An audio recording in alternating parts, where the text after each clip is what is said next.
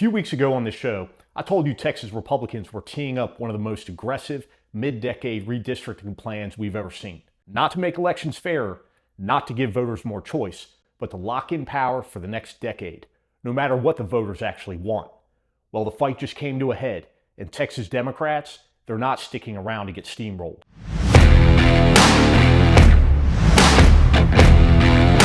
Governor Greg Abbott called a special session, not to fix the grid, not to deal with flooding, not to address crushing property taxes, but to redraw congressional maps.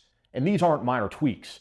The plan would turn a 25-13 Republican advantage in the Texas delegation into something closer to 30-8.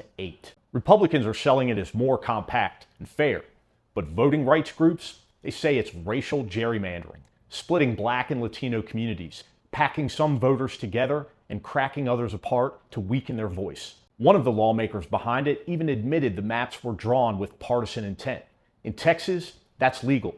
Racial bias is not, but proving it in court, that's a whole other fight. The committee moved this bill through fast. It was a party line vote, full steam ahead to the House floor. The message was clear. The train is leaving the station. And if this is starting to feel familiar, there's a reason. Texas has a long history of quorum fights.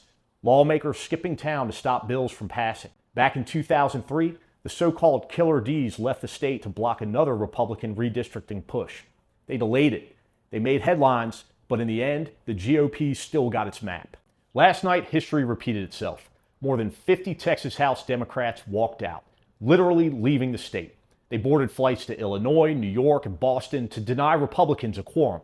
Without 2/3 of the lawmakers present, the Texas House can't vote on anything. Not a bill, not a resolution. They can't even order lunch. So now Governor Abbott is threatening $500 a day fines and even talking about removing lawmakers from office. Republican leaders have floated arresting them to haul them back. Democrats say they'll stay gone until at least August 19th, running out the clock on the special session. Will it work? Probably not. The GOP might still get these maps, just like in 2003. But the walkout forces national attention on what's really going on. An effort to lock in districts so safe Republicans won't have to compete for your vote again. If you think it stops in the Lone Star State, you're not paying attention. I'm Michael Fanone, and this is The Michael Fanone Show.